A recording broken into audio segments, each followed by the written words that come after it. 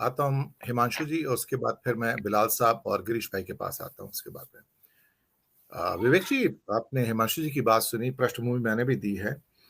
भारत की वैसे भी प्रेस में रैंकिंग जो आज़ादी की 150 के आसपास है 180 देशों के अंदर, तो हालात काफ़ी बुरे हैं। और कुछ जैसे कि हिमांशु ने कहा कि पूरी दुनिया में हालात कुछ इस किस्म के हैं कि हर रूलर अपने आप को अब खुदा से कम नहीं समझ रहा है। उसको लगता है कि मैं खुदा का एक रिप्रेजेंटेटिव हूँ और बाकी सारे जो प्रजा है मेरी, वो सब मेरी या तो what you call the subject rather, और उनका कोई हुकूक या हक वगैरह बिल्कुल नहीं है, और जो मेरी मन मर्जी होगी मैं वो करूंगा। तो भारत में जो एक इलेक्टोरल ऑटोक्रेसी है, खासतौर से जो वीडम की रिपोर्ट भी कहती है, या फ्लॉड डेमोक्रेसी है जो फ्रीडम हाउस की रिपोर्ट कहती है, जो हालात हैं उसको देख के तो यही लगता है कि आप छोटी छोटी सी बात पे तुनक मिजाजी करके उसको गिरफ्तार करते हैं। कप्पन को गिरफ्तार किया गया था, आपको मालूम है कितने साल जेल में रहे हैं वो।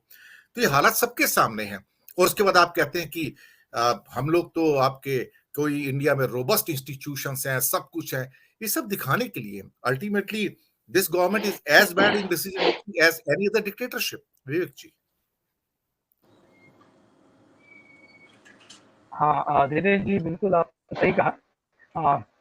और जो लोग खुद बादशाह की तरह जिनका व्यवहार है, एक नहीं, दो नहीं, 10 साल से, वो दूसरे किसी पार्टी को बादशाह की एक सिविली देकर उस पार्टी को खारिज करने की कोशिश करते हैं, जबकि खुद वो बादशाह बने हुए घूम रहे हैं। हमने देखा है G20 का समिट, में नागपुर में हूँ, नागपुर में उसका एक एनजीओ वाला, सिविल सोसाइटी वाला एक मीटिंग हुआ था सारे G20 देशों का। उसमें नागपुर शहर में 200 करोड़ रुपए खर्च किए गए, शहर का सौंदर्यीकरण हुआ, और उसमें शहर में हर जगह, हर चौराहे पे, हर रास्ते पर सिर्फ मोदी जी के पोस्टर थे। आप एयरपोर्ट से जैसे ही फ्लाइट से उतरे, एयरपोर्ट लेकर विवेक जी, एयरपोर्ट के आपकी बाहर। आवाज कट कट के आ रही है, जी, क्या अभी इंटरप्ट होके आ रही है। अभी भी कट के आ रही है? हेलो। हाँ, अभी अभी भी कट कट के आ रही है। एक मतलब हाँ, हमें आप गाड़ी आ रही दोबारा आ रही है ज्वाइन अभी? करके देखिए सर आप। हाँ, अभी ट्राई कीजिए जरा। अभी आ रही है? हाँ, अभी आई थोड़ा। हाँ अभी भी कट के आ रही है? हाँ जी। हाँ हाँ हाँ। तो तो जहाँ पर, हेलो, अभी अभी सुनाई दे रहा है पूरा ठीक से? हाँ, थोड़ा बेटर है। हाँ, तो जहाँ पर एक तरह से तानाशाही का ही आलम छाया हुआ हो, वहां पर नहीं प्रेस सर, नहीं freedom. Sir, sir cut, sir आवाज कट रही है, दोबारा ज्वाइन कर लीजिए मैं आप सर। मैं दोबारा ज्वाइन करता हूँ। हाँ, दोबारा ज्वाइन कीजिए, तब मैं तक दोबारा मैं ज्वाइन बिलाल करता हूँ। साहब की फीड। जी सर, जी जी सर, जी सर, तब तक मैं बिलाल साहब की फीड ले लेता हूँ मैं। जी जी। जी बिलाल साहब, सेम क्वेश्चन जो मैंने विवेक जी को प्रेजेंट किया था, वही आपको मैं प्रेजेंट कर रहा हूँ कि जो हालात हैं वो इस किस्म के हैं जहां से कोई होप नजर नहीं आती है। लेकिन हम, चंद्रचूड़ साहब का फैसला कम से कम एक होप देता है। लेकिन कभी कभी ऐसा लगता है कि जो नीचे के जो मजिस्ट्रेट या जजेस हैं वो चंद्रचूड़ साहब की बात सुनते नहीं है। वो कहते हैं कि बेल शुड बी नॉर्म, और नीचे के सारे मजिस्ट्रेट और जजेस कहते हैं जेल इज द नॉर्म। तो वहां पर कोई बदलाव होता नहीं है देखा जाए तो। आपकी टिप्पणी इस मामले में जानना चाहूंगा कि जो प्रेस के ऊपर जो इस किस्म का सारी जो लगाम लगाई जा रही है, इसके ऊपर आपकी टिप्पणी। स्वागत है आपका। देखिए वोरा जी, अभी थोड़ी देर पहले आपने कहा कि हिंदुस्तान, पूरे दुनिया के अंदर एक ऐसा माहौल है कि लोग अपने आप को नाउजुबिल्ला खुदा समझने लगे। तो देखिए, खुदा का जो तस्वुर है उसमें करुणा होती है, दया होती है, और माफी करने का भाव होता है। बल्कि ये कहिए कि जिल्ले इलाही समझते हैं अपने आप को, और जिल्ले इलाही अपने आप को ये इस स्तर तक समझने लगे हैं कि अब ये तय करने लगे हैं कि एक तस्वुर होता है कि किंग इज ऑलवेज राइट। ये राष्ट्रवाद भी ये तय करते हैं, मानव अधिकार भी ये तय करते हैं, ह्यूमन राइट्स भी ये तय करने लगे। तो ये काफी दिनों से हिंदुस्तान के अंदर ये चल रहा है। लेकिन इस सबसे पहले मैं ये कहना चाहता हूं कि ये जो थॉट प्रोसेस, जिस थॉट प्रोसेस को लेकर सरकार अप्रोच करती है इश्यूज को, ये थॉट प्रोसेस आ कहां से रहा है। पहले हमें ये समझने की जरूरत है कि ये थॉट प्रोसेस जो है कि आप खुद को राष्ट्रवादी समझ लें, और अपने विपरीत स्वर को या अपने विपरीत उठती आवाजों को आप राष्ट्र विरोधी समझ लें। इस थॉट प्रोसेस को समझने की जरूरत है। क्या ये थॉट प्रोसेस नागपुर से उपजी प्रयोगशाला की मानसिकता नहीं? जिस मानसिकता को और जिस मानसिकता के आधार पर या जिस मानसिकता को लेकर ये नीतिगत निर्णय देश के अंदर लिए जा रहे हैं, चाहे वो सरकारें हो या और कोई से भी इंस्टीट्यूशंस हो, जब उस मानसिकता को आप फॉलो करने लगते हैं तो इस तरह के टकराव देखने को मिलते हैं।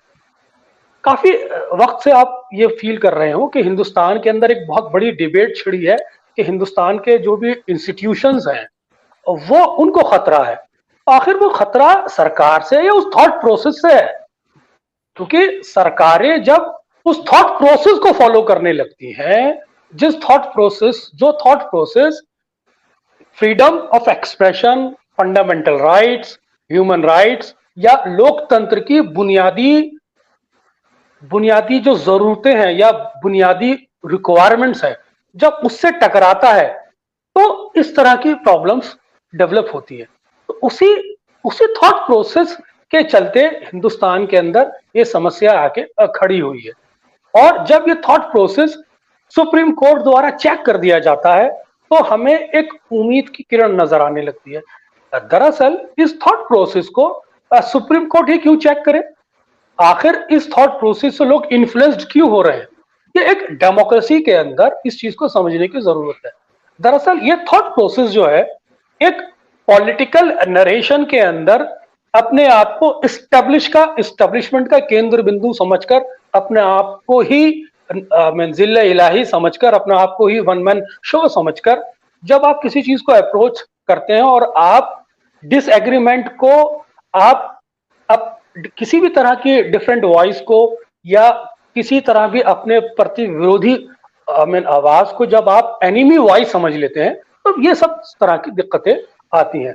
तो लार्जर लेवल पर ये एक डिबेट का इशू है और इस डिबेट इशू को डिस्कस करने के लिए हमें लोकतंत्र के अंदर उन बुनियादी विचारों को स्टैब्लिश करना पड़ेगा जो इस थॉट प्रोसेस को ओवरकम कर सके। देखिए, हर वक्त आपकी सुप्रीम कोर्ट सहयोग नहीं कर सकता आपके साथ।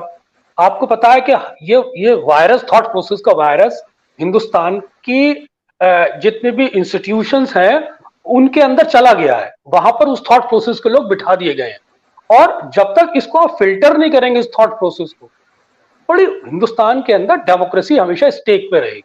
तो इस थॉट प्रोसेस से लड़ने के लिए आपको इक्वल प्लेटफॉर्म खड़ा करना पड़ेगा जो इस थॉट प्रोसेस को काउंटर कर सके।